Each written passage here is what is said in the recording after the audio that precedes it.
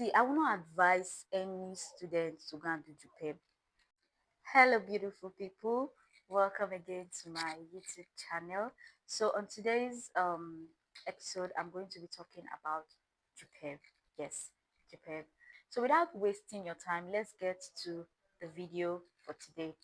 The truth is that I don't even know where I will start this from. JUPEB was one of the hardest things for me.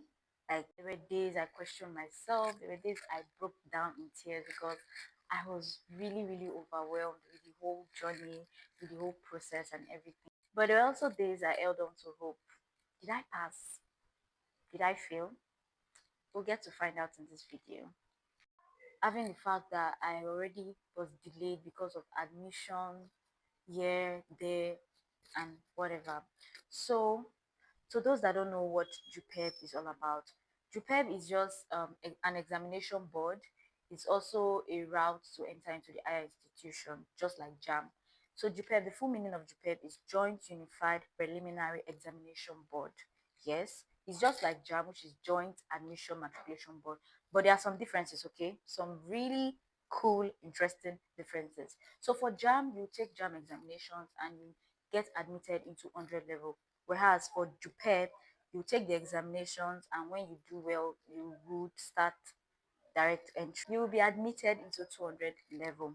So the program lasts for about 10 to 11 months, depending on how fast the institution you joined is. So I did my own JUPEB at NDU, that's Niger Delta University, Bayelsa, Wilberforce Island in Amasoma.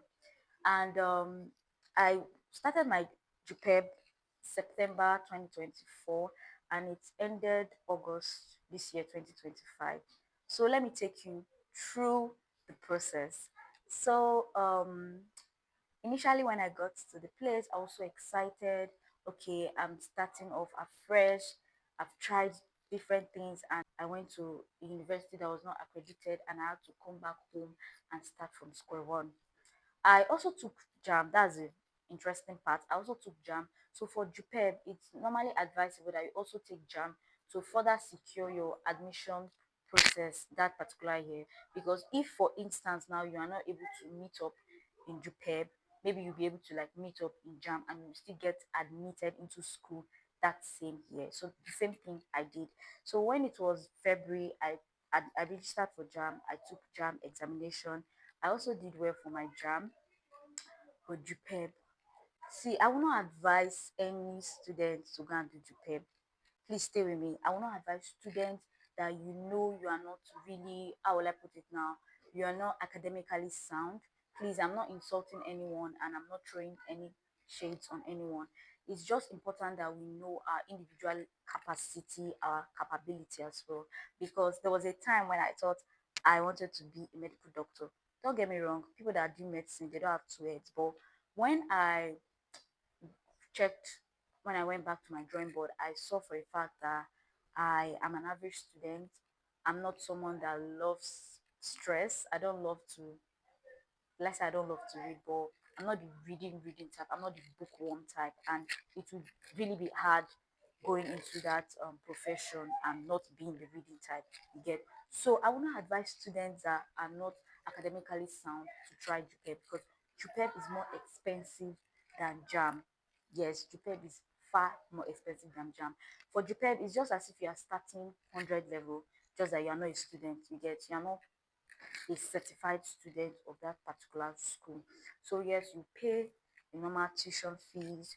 You're going to pay acceptance fee, later clearance, here and there, just the normal rigmaroles for normal university students you get, just that you're not a student. And there's something that our lecturers always reminded us about. They kept on telling us that you are not students yet, don't get carried away, don't mix up with real student thinking that okay, you are now a student. You are not a bona fide student of this school until you pass your JUPEB exams and get admitted into the school proper. And I think that really helped me because I kept on reminding myself, it kept on ringing in my head that Juanita, you're not a student of this school. You need to sit up, you need to work hard, you need to just put in everything you have to make sure that this thing like becomes successful at the end of the day. Because just imagine spending a lot of money for tuition fee, feeding, transportation, house rent, and all. And at the end of the day, you're not able to come out with something good. You were not productive. It would have really been like a very bad experience for me. So, what should I talk about now? So, I am a science student, and I know much more about the science aspect because I'm a science student. So, for JUPEB, you normally offer three subjects.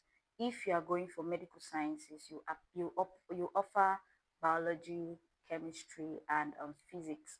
But if, for instance, you're an engineering student, it will be mathematics, chemistry, and physics. So here I'm a medical student, actually a nursing student. So I offered biology, chemistry, and physics. And for those three, so you're like, just three subjects, it's easy. So for JUPEB, it's theory, objective, and practicals. It's giving this WIRE vibe, but it's an A-level program, not an O-level program. Yeah, yeah, it's an A-level program by the way. So for our normal timetable for lectures, we used to have time for practicals. Yes, we always had our practical sessions. We kept on preparing. It's not as if you wait till when it's exam period then you start practicing. From the starting of the semester, we started preparing for our practicals. And by the way, it's two semesters, one first semester and second semester, and you pay just one tuition fee, just like regular students, as I've earlier mentioned. So the lecture was conducted, and it had two parts. Physics had two parts, biology had two parts, and chemistry had two parts, in the sense that two different lecturers. So for chemistry, we had the physical chemistry, and I can't remember the other chemistry, but it was into two. We have for the biology, we have microbiology and zoology, yeah, zoology. Then for the physics as well, it was two different lecturers. So one thing I noticed is that JUPEB is very, very bulky. JUPEB has a very, excuse me, JUPEB has a very large scheme, very, very large scheme. And I think that's where the problem really comes in, because it's not easy for students to like cover up every single thing you get. And you don't know for a fact where are these examiners going to set their questions from. Take for instance the part you actually put in your mind, you read all your effort day in, day out, you kept on um reading that aspect or reading that part of the lecture note, and it did not come out. How would you feel? Like it should just make you feel downcasted, because it should just be like all hope is lost. And there was something very funny they did this particular 2025 JUPEB. Normally everyone sits for this exam, but this time around they brought different type. There was type A, type B, type C, and type D. Let me quickly explain. So this is just like the different type, they mean different theory questions. The objective questions are the same, but they are mixed. My number one is not your number one. My number two can be your number 30, just like that. And the theory is absolutely different. For the four different types, they had four different theory questions. Yes. So just imagine that I am type B and I see type C maybe after the examination, and I'm like, I know everything in type C, and type B was a bit difficult for me. So I would say to an extent the examination was not really, really fair, because every student did not sit for the same exam. I just feel that this exam was tested based on individual capacity and how well you read. Yes, how well you read. So I don't know if you had any questions. If you're a JUPEP student, you just started this new session, because JUPEP just started. Yeah, the new session just started. Are you a JUPEP student? You have a lot of questions. You can just drop them in the comment section, and I'm sure to answer all your questions by God's grace. Just ask any questions, anything, any concerns you may have towards the program. I'm willing to share my experience firsthand with you, because I noticed at the time I wanted to do this program, I came out here on YouTube. Yes, I saw a few videos about the exams. I saw a few videos of people explaining how it was, but I think that to some extent it was not really detailed enough.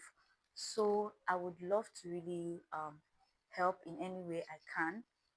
Yes, I would really love to help in any way I can. So if you have any question, drop it in the comment section. I'll be there reading through all your questions, and sure thing, I would answer your questions.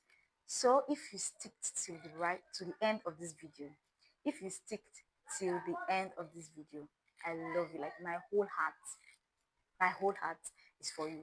Thank you very much for sticking by to the end of this video. I love you and I appreciate every one of you. Please like, click on the notification bell, and subscribe to my YouTube channel. Bye, guys. Thank you. See you in my next one.